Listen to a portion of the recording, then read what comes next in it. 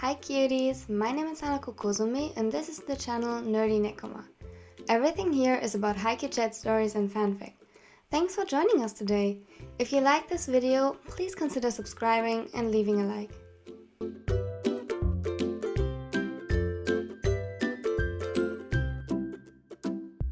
And with that, welcome to today's video called A Shot in the Dark. It's a DaiSugaIwaOi Angst one-shot. At this point, a little content warning for serious injuries. Some of you might recall that there were a few references of this in my last DaiSugaIwaOi video, and here are the answers to all your questions. Nah, kidding, just to the questions regarding that video, but I hope you like it. Let's jump straight into it.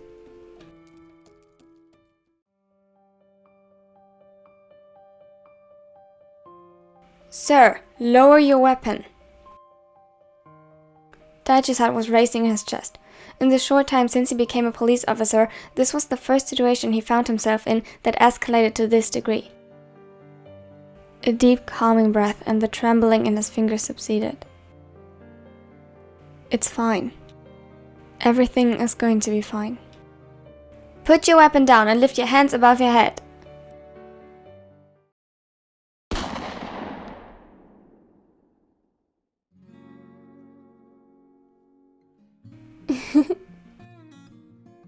Suga giggled when Aikawa suddenly snuck up behind him and tickled his sides. Kawa, stop, I'm trying to make lunch. Aikawa laughed and snuck his hands around the smallest waist. He placed gentle kisses on his neck before resting his chin on Suga's shoulder. But I love hearing you laugh. It's so beautiful. Suga blushed. Stop being so cheesy and help me. He turned around and laughed again when he saw Aikawa pouting. It was unbelievable how Aikawa, as an adult, could look this adorable. He leaned in and kissed the corner of Aikawa's mouth. Come on, sweetie. Would you sit at the table for me, please? Suga gave Aikawa his best puppy eyes and Aikawa smiled brightly in response. Okay, but only because you look so cute. He gave Suga another quick peck on the nose before taking the plates from his hands and walking over to the dinner table. They heard a familiar grumbling when Iwaizumi suddenly entered the room. Suga looked up surprised while placing the salad on the table. Hajime, I thought you wanted to work for a bit longer. Huh? Yeah. He walked past them towards the TV. Well, lunch isn't finished yet, but I'll call you as soon as it is. Confusion underlined his words. He looked at Aikawa, who appeared to be just as clueless about what is going on. In case you don't have to work anymore, you're welcome to help us. Yes. Sorry. Hajime, is everything alright? You seem off. Yeah, sorry. It's nothing. The two in the kitchen exchanged another worried glance. Aikawa just shrugged his shoulders and walked over to the former ace. He put an arm around Iwaizumi's neck from behind, who had sat down on the couch and stared at the TV remote in his hand. Have you used all your brain cells while working, Iwa-chan? I told you not to think too hard.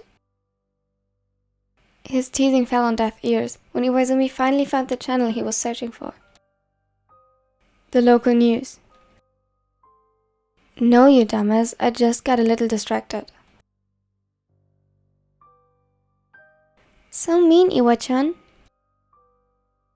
Their bickering was interrupted by a news reporter who reported about a shooting in a nearby mall this morning, while pictures of the event were shown on the screen. Was identified to be Koro Otoharada, who recently lost his job and wife. The police speculate that the crime actually was a failed robbery that turned into a public shooting when a civilian tried standing up to the aggressor. So far we have 2 confirmed victims and... Oh my god, that is really close by. Shivers ran down Suga's spine. Just yesterday he walked in that very same street and was inside of the very same building. Iwaizumi hummed in agreement. Yeah, that's what I thought as well. It was quiet for a moment. If you're seeing something like that, I don't know, just run away, okay? I mean, I'm sure that the person who wanted to stop him had good intentions, but what now? What about his friends and family? He was babbling. Iwaizumi always did that when he was really worried. Hajime. Oikawa hugged him tighter. Sorry, I just can't stop thinking that this could have been you. It's so close, and you are... Don't worry, we understand, and we... Shh! Suga hushed him. The reporter said something right now. Something very important. No, it had to be wrong. What? This couldn't be right. He was imagining things because of what Iwa said. Koshi? The annoyance vanished from Aikawa's voice when he saw the anxious expression of his boyfriend. Suga hastily reached for the remote. Iwaizumi turned around. Hey, Koshi, I'm sorry. I didn't mean to freak you out, just... How do you go back? What? Go back on the TV. Koshi, that was life. You can't go back. Now it was Oikawa's and Iwaizumi's turn to exchange worried glances. But we have to. They said... What? What is going on, Koshi? This sudden panic in Suga's voice and actions made him anxious, especially since he had no idea what invoked this kind of reaction. Sure, the thing on the news was bad, but not bad enough to send him into a panic attack, right? He had seen worse things on TV, right? Then again, this hit a little too close to home. Maybe that was it. Koshi, don't worry, they arrested him. We are safe. That's not it! Oikawa flinched at the harsh tone. Here, I found the report on my phone. I'll stream it on the TV. Iwaizumi quickly skipped through the part they just watched. The police speculate the crime... No, further ahead. The informer is complied and moved fast forward until... Stop! The screen showed the face of their boyfriend, Daichi. Iwaizumi froze. What? Continue. Sugawara's voice was shaking. When confronting the criminal, a young police officer got shot in the chest. He is on his way to a nearby hospital right now. The wound can potentially be lethal. His state remains critical. We just confirmed the officer's identity. His name is Sawamura Daichi. Police reports have yet to be... Oikawa gulped. Daichi? No. This can't be right. It wasn't supposed to be true. None of you were supposed to be there. You're supposed to be safe. Iwaizumi got louder and louder before his voice broke and the room suddenly turned silent. Oikawa held onto the couch tightly, clenching his fists strong enough for the knuckles to turn white. Meanwhile, Suga could feel his own knees getting weak and how his body started to tremble with suppressed sobs. But he stayed strong. Nothing was certain yet. I'm going to call the station and ask for more information. They have to tell us at least the hospital he's in. Compared to before, his words were barely a whisper. He sounded almost meek and looked as unstable as Suga felt when slowly getting up. He looked at Oika, who was now visibly shaking, and tears started running down his cheeks. "You should sit down. I'll be right back." "Sit down my ass!" "I won't sit down. I won't do anything until I know that my boyfriend is okay." The setter was now straight up yelling at the top of his lungs. "Tooru." "I know! God damn it! I feel the same way, but calling is the best we can do right now. Unless your brilliant idea is to be stubborn and keep standing until you pass out, fall, and hit your head again. So that Suga and I have to deal with another injured boyfriend who might just forget us for real this time." Oika failed to suppress the whimper escaping his throat. "What? Do you think by some lucky coincidence the ambulance will bring you to the same hospital as Daichi?" "Hajime, that's enough." Suga wanted to step up, and most importantly between them, but he couldn't move. His body didn't want to listen. "Oh really? Because I have neither the patience nor the time to deal with some stupid, avoidable BS right now. Daichi has been shot." "We know!" More and more tears soaked Oikawa's shirt and the sofa beneath him. It hurt. Everything hurt. First Daichi, and now this. Oikawa knew it was his fault, that Iwaizumi, even though he said otherwise, thought so as well, and just didn't want to admit it. But whom did it help to bottle it all up only to resurface in such a critical moment?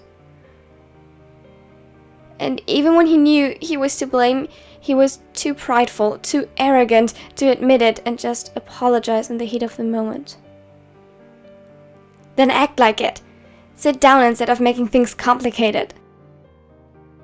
"Shut up!" They stared at each other challengingly.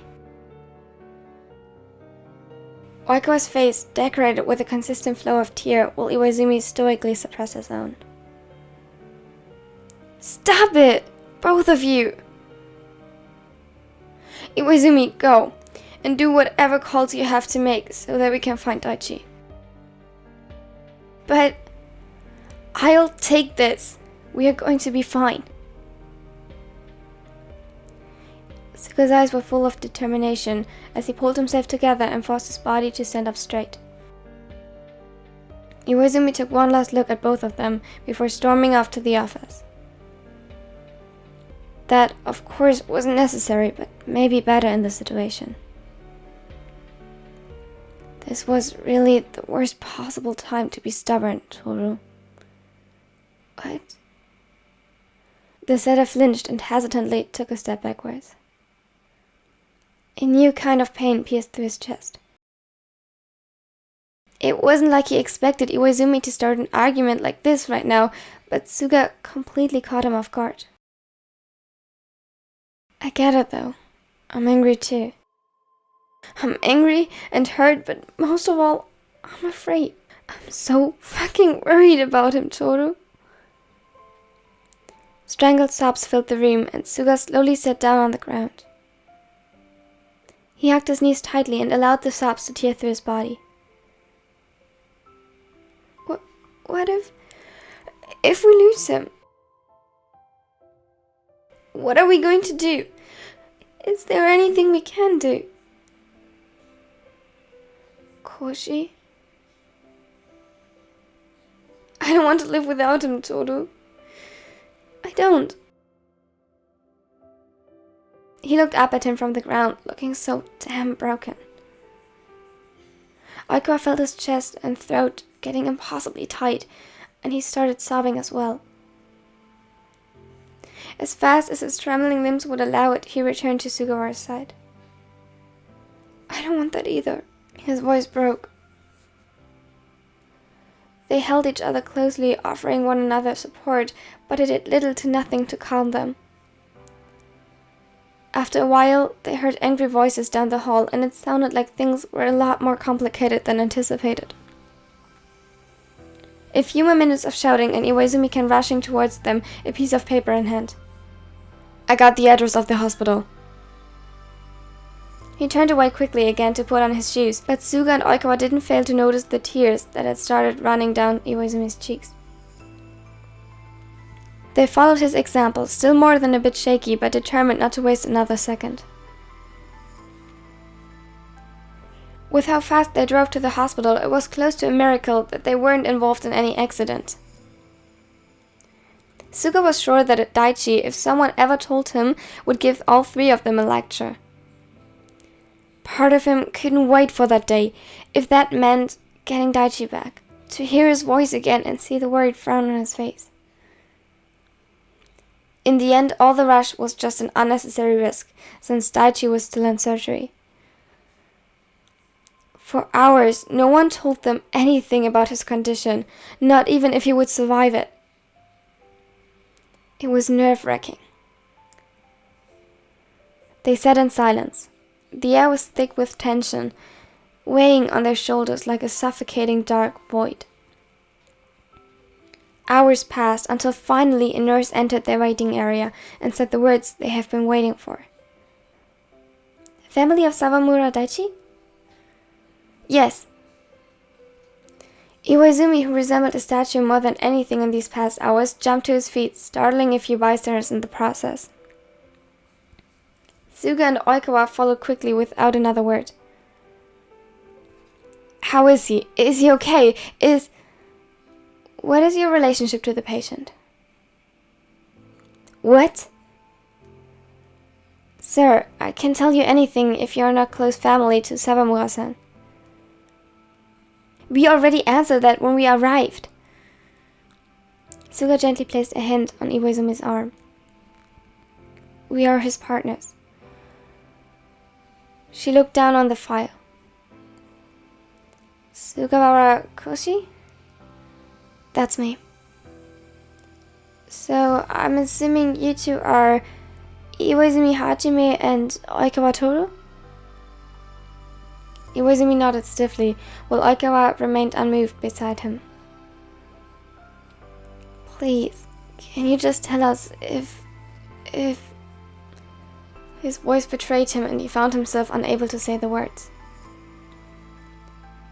"Can you please tell us if he made it?" Iwaizumi sounded calm, almost defeated. He took Suga's hand, which was still resting on his arm, in his. The nurse smiled sympathetically. "He survived, and it looks like he has good chances to recover from the injury. However, I have to inform you that his state is still very critical. We'll know more in approximately 24 hours. "Can we see him?" Suga turned around surprised. Oikawa's voice was quiet, almost meek, and he avoided the other's gaze. "I'm sorry. I'm afraid that is not possible. Please, be patient for a little longer." "Do we even have a choice?" His tone was bitter, and without waiting for an answer, he turned around and walked off. Suga could feel Iwaizumi's muscles tense, and could see from the corner of his eye how he clenched his jaw. "Thank you for telling us." She gave him a compassionate look. "It's my job, and I'll tell you as soon as I know more." The nurse left, and Suga found that he actually really liked her. She had a calming presence, and he was sure the others would appreciate it as well if they weren't so distracted by worry. He understood them very well, and was honestly grateful that she didn't react offended to Iwaizumi's and Oikawa's obvious distress. "Hajime?" "What is wrong with him? Why does he act like it doesn't affect him?" For a second, Suga was at a loss for words. "That's not true, and you know that." His voice was stern, and he could feel that his breaking point was approaching fast. "Hajime, I don't want to fight with you or Tooru.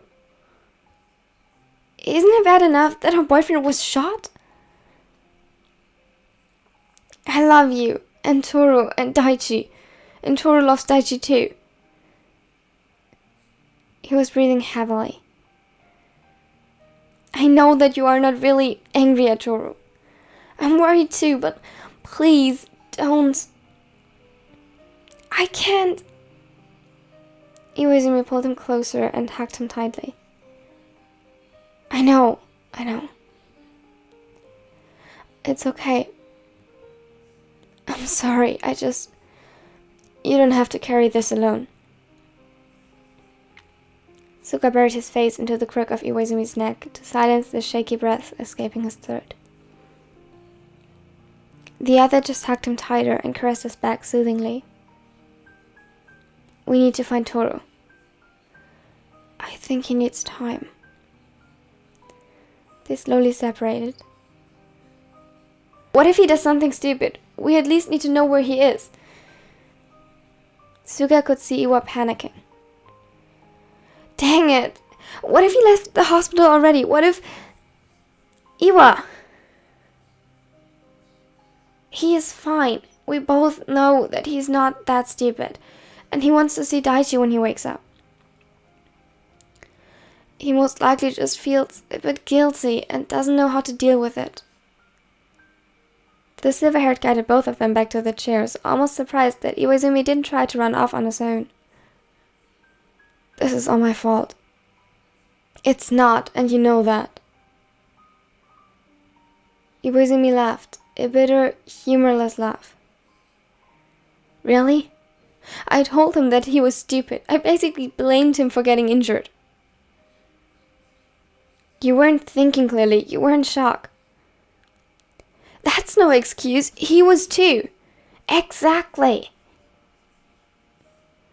I'm not saying this was either of your brightest moments, but we can discuss that later. And if you really need the one person to blame, he is currently on his way to prison. The taller glanced at Suga uncertainly. It was rare to see him annoyed. The former ace could hardly remember the last time he heard the other use sarcasm. Sorry. When Daichi woke up, it was like waking up from a very long dream asleep. He felt comfortable and maybe a bit fuzzy. The room around him was white with calming green accents and completely unfamiliar. When he tried to get a better look at it, he was stopped by a weird sensation in his arm. It took a moment for his brain to analyze the picture. It was an infusion. A small tube that contained a clear liquid and was directly connected to his veins. He slowly laid back down. So, he was in a hospital. His memories were blurry and chaotic at best, but he remembered the shooting. The police officer was fairly certain that that was something he'd never forget. The last thing... Sawamura-san. Huh?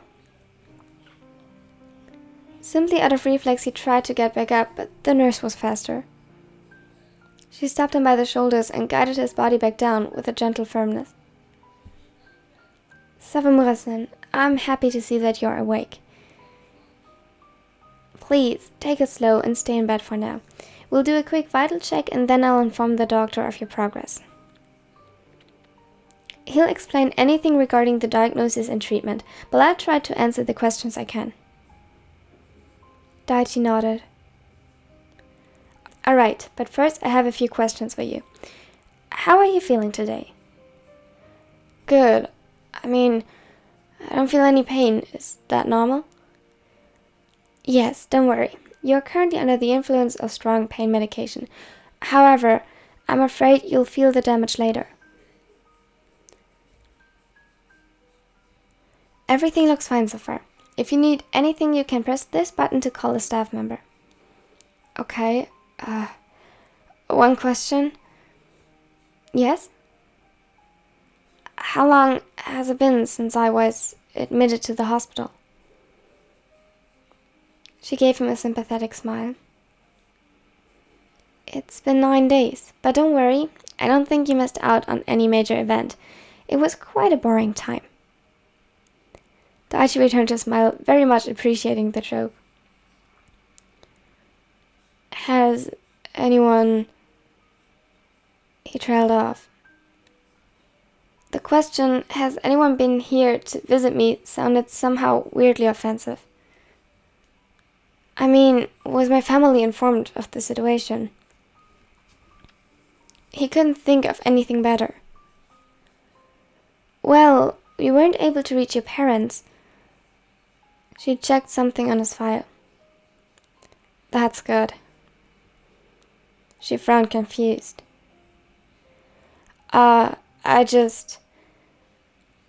They are currently on vacation, and I wouldn't want them to worry unnecessarily. He laughed nervously. The nurse looked like she wanted to discuss his definition of necessary, but just sighed and returned to the paperwork.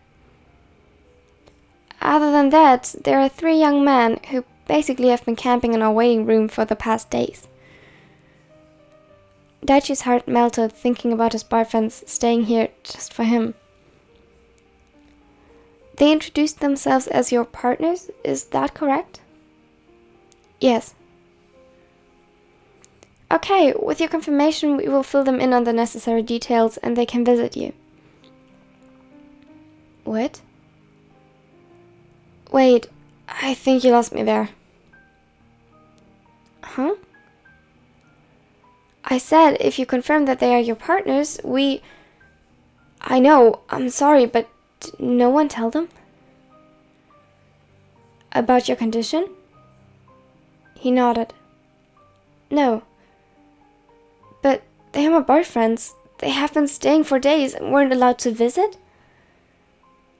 Sawamura-san, we are only allowed to share private information with the patient's close family members in case they can consent. They are my family. I'm aware of that. She spoke calmly. But we need confirmation. For the future, it might be a good idea to sign them up as your emergency contacts or to provide some other kind of legal document. Daichi nodded slowly, defeated. This wasn't the first time a problem like that occurred, but in Tooru's case, Oikawa's mother was able to confirm their claim and they were directly involved in the situation. None of them had given it much thought afterward. Suga mentioned that they should take a look at it in the future, but at that moment the most important thing was Oikawa's recovery. He knew that they would need it so soon. Is it enough if I tell you to let them in now? She nodded. I'll get them and inform the doctor that you are awake. Daichi was prepared to wait for a little longer. However, merely 10 minutes after their conversation, the door swung open. The first one to meet his eyes was Iwa, who immediately rushed over to his bed. How are you feeling? It was as if all of them held their breaths while waiting for his response. I'm fine, really. He looked at Suga, who held Oikawa's hand tightly in his and stared at him with wide eyes. I'm not even in pain. The nurse said that it's because of the medication. He was quick to add the last part after seeing Iwaizumi's frown increasing. I'm so sorry that they didn't tell you anything. As soon as I knew, I told her to let you inside. Suga gently stroked the back of his hand. That's okay. Don't worry. They are just doing their jobs. We should have gotten the right paperwork after Tooru's accident. We definitely will after this. At the mention of Oikawa, he noticed that the other was unusually quiet and tense. He looked at him with tired eyes, and if it wasn't for Suga holding him close, it was almost as if he was putting a distance between them. Tooru? I'm glad that you are okay, Daichi. His voice almost broke. I missed you.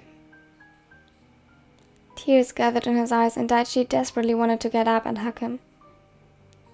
He felt his own eyes starting to sting. I missed you too. All of you.